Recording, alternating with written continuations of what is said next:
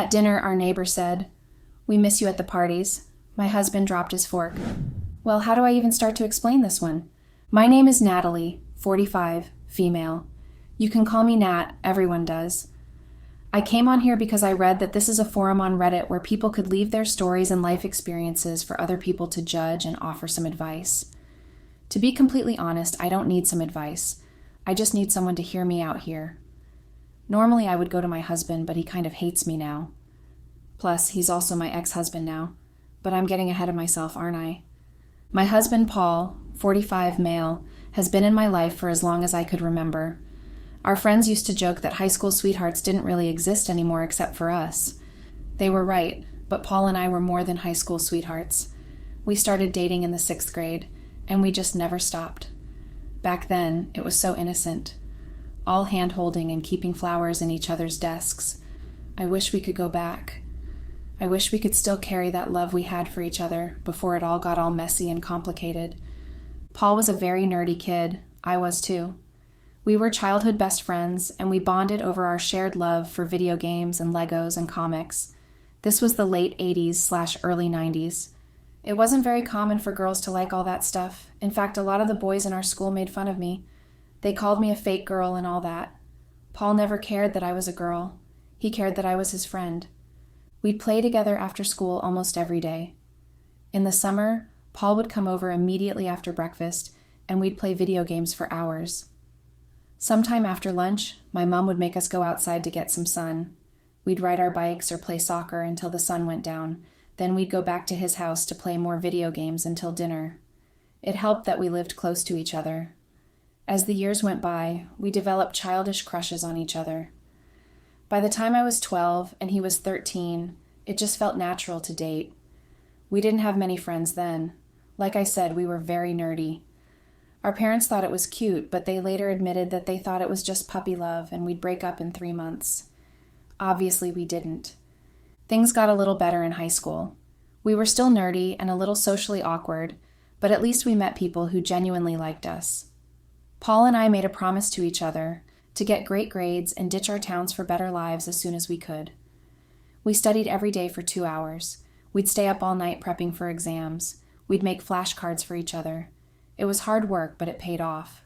We both got into Stanford. For those of you that don't know or maybe aren't American, that's a top 10 school in the country. More importantly to us, it was far away from all those bullies back home. They'd never see us again.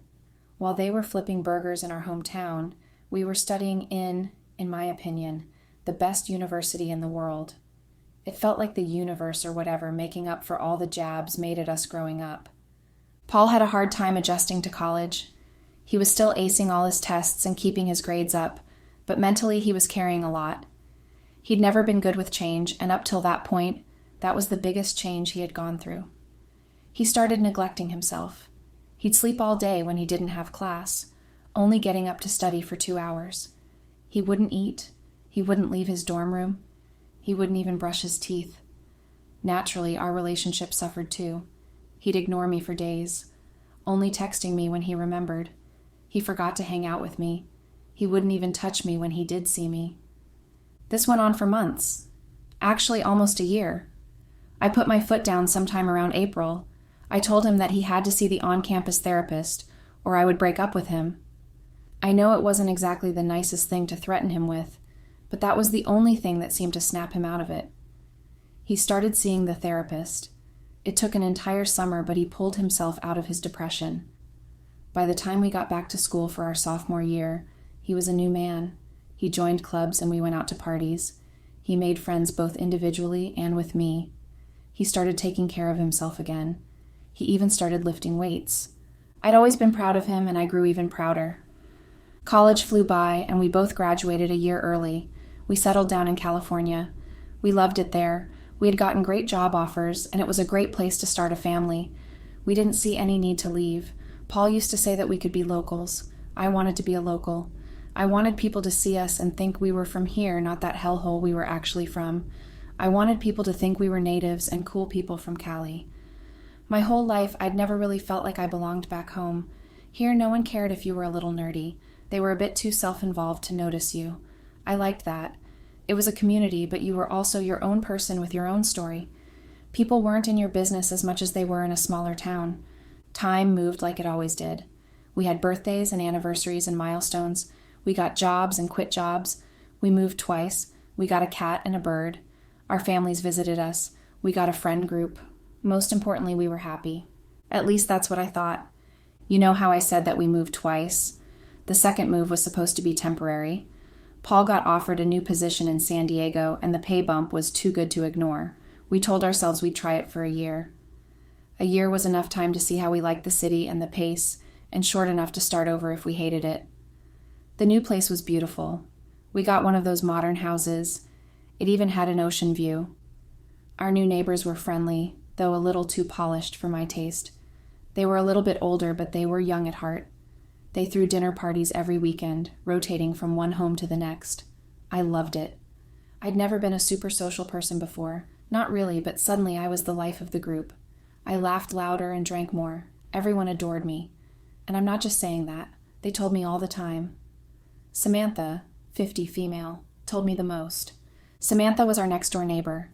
She was a realtor, early 50s with blonde hair that had streaks of white in it. I'd always been insecure about the grays in my hair. Sam didn't care. She flaunted her hair. She lived in athleisure, maybe because he was always working out. You could tell. She was fit with lean muscle. She was the kind of woman who I'd always wanted to be. She was confident. I liked that about her. She was also married. His name is Tom, but he doesn't really have an impact on the story. Sorry, Tommy. Paul, on the other hand, didn't handle the move as gracefully as I did. I should have seen it coming. He's never been good with change. Even when we were kids, a new school year or a new teacher would send him spiraling. He liked predictability. Moving to San Diego meant tearing all of that apart and starting from scratch. And no matter how many times I told him this was a good thing, that this was progress, he just couldn't seem to find his footing. That irritated me a little bit.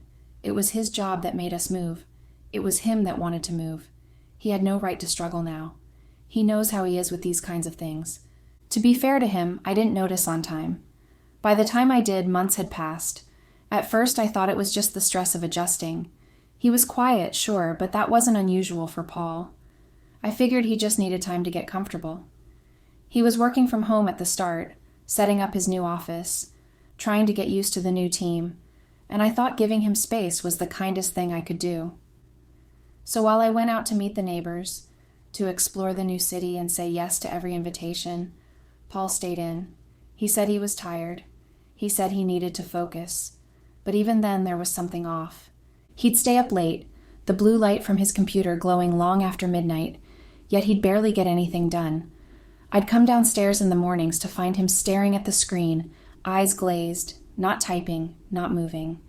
His coffee would be cold, untouched.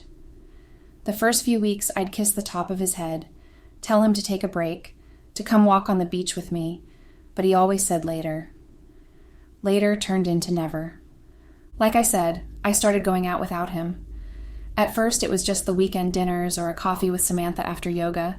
Then it became trivia nights, barbecues, wine tastings. Every time I'd invite him, and every time he'd decline. He said he didn't feel like it, that he didn't know anyone, that he'd only drag me down. I told him that wasn't true, that people would love him if he just showed up, but he'd give me that tired little smile and say, "You go, you're better at that stuff." Paul just kept shrinking.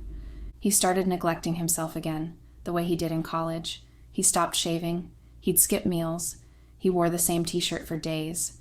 I'd find him dozing off in the middle of the afternoon, curtains drawn, cat curled up on his chest, the TV playing something he wasn't really watching. When I'd try to talk to him about it, he'd shut down. "I'm just tired, Nat. Don't make a big deal out of it." I called his brother to try to get him to snap out of it, but what good can a phone call do? Everyone we knew from back home was too busy to fly out to see him and cheer him up. Our friend group were all busy with their lives. Plus, I'd never told them how bad Poole had gotten in college. I also hadn't told them how bad it had gotten for him now. I'd been through this before, remember? Back in college, I'd carried him out of that same fog, step by step. I'd been patient and gentle and firm when I needed to be. But we weren't 20 anymore. We weren't students with endless summers to fix things. We were adults with jobs and responsibilities and a whole new life to keep up with. And I couldn't let his sadness swallow both of us again. Well, it could have swallowed him, but I refused to let it swallow me. I thought he was too old to be given an ultimatum, to be told that I would leave him if he didn't start going to therapy again. So I started thriving on my own. I joined a book club. I started running with Samantha in the mornings. I volunteered at a local shelter once a week. And every time I came home from a night out, glowing from laughter and wine, I'd find Paul exactly where I'd left him. That was usually him just sitting in the dim light of the living room, staring at nothing, pretending that he was watching television. Sometimes I caught him watching me when I walked through the door, though he never said it out loud. I think, deep down, he resented me for adapting when he couldn't. Maybe he thought I'd abandoned him. Maybe in a way I had. The distance between us grew without either of us really talking about it. I'd stopped feeling sorry for him.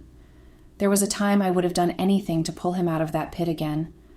I would have begged, pleaded, researched therapists, bought self-help books, anything. But this time, every time I looked at him, all I could think was not again. I didn't have the strength to play nurse, cheerleader, and wife all at once anymore. Then something changed. It started with Samantha, of course. Everything in that stupid neighborhood somehow started with her. One Saturday morning after our run, she asked if Paul and I were coming to the next party. I said maybe, depending on his mood.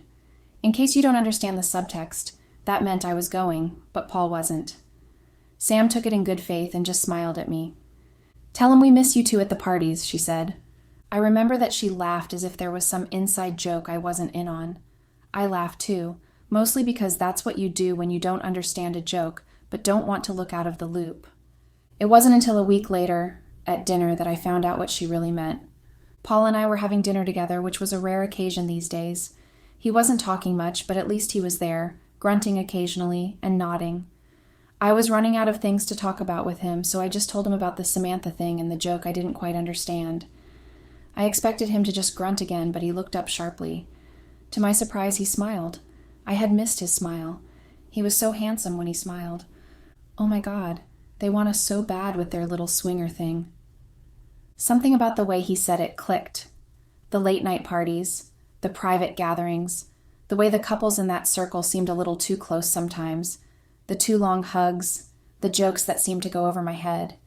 He laughed and said, "You really didn't know?" Apparently, Samantha and Tom and half that shiny little circle were swingers. I guess everyone else had figured it out long before I did. They'd invited us early on, back when we first moved in, and Paul, trying to be polite, had made up some excuse about us being too new to the area. I suppose they'd taken it as maybe later. That night I laid in bed, and for some reason I couldn't get it out of my head. Paul was sleeping next to me, but he hadn't touched me in a while. The idea was thrilling.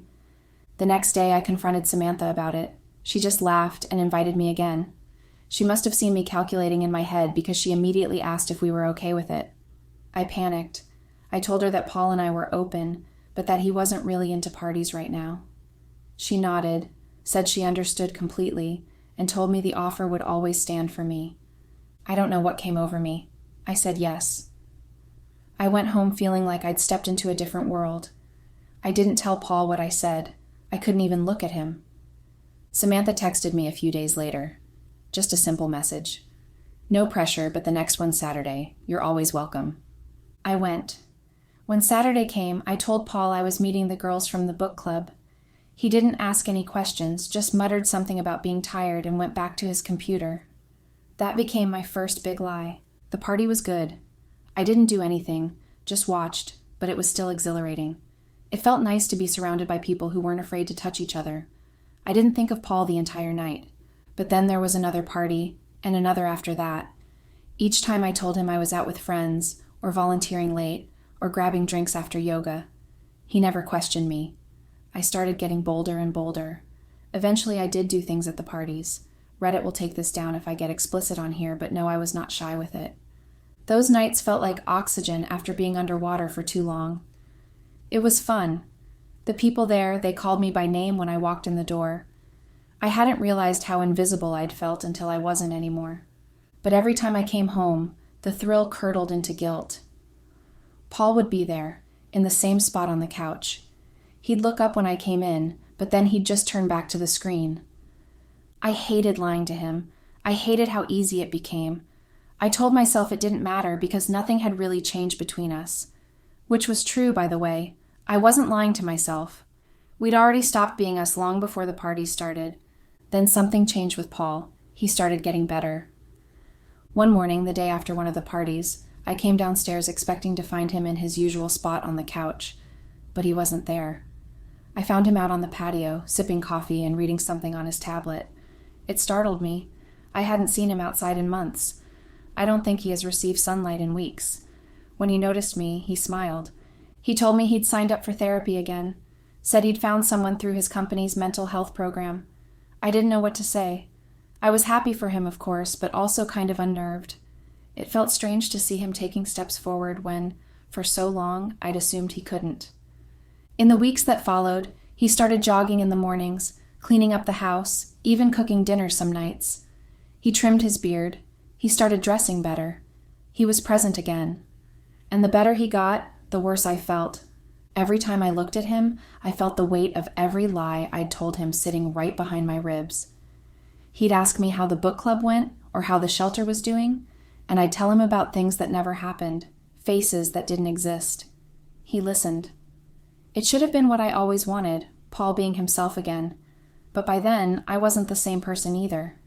I'd built this other life, one he didn't know about.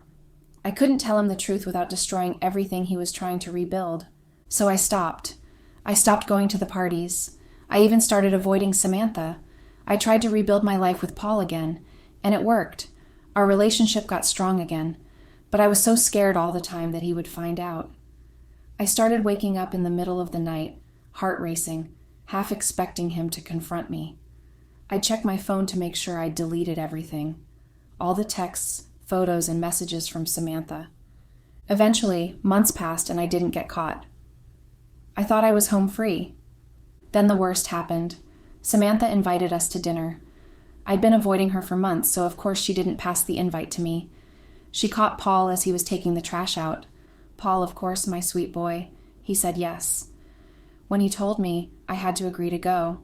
If I said no, it would have led to an entire conversation, and I know I would have had to confess and lose my husband. Ironically, I didn't confess, and I still lost my husband, but whatever, I'm just being bitter. Anyways, back to the story. At the dinner, Samantha greeted us with a smile. I should have known that the night wasn't going to go well from that smile alone. The other dinner guests were all members of the swingers groups. We quickly sat down to dinner. The dinner was lovely until Samantha looked right at me when there was a lull in the convo. "We miss you at the parties." The other guests laughed, but I didn't. I could see their mouths open with smiles, but I didn't really hear them. The only thing I heard was Paul drop his fork. I turned to look at him, and he was already looking at me. "What kind of parties, babe?"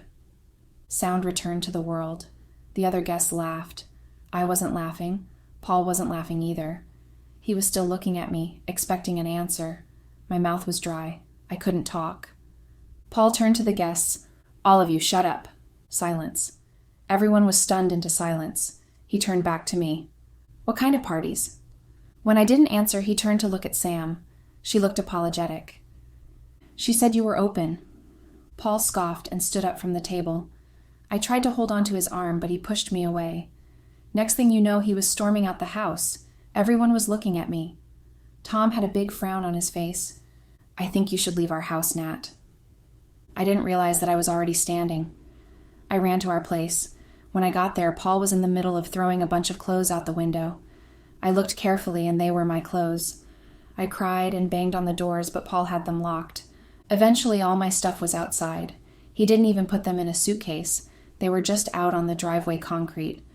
Our neighbors were standing on Samantha's porch watching us.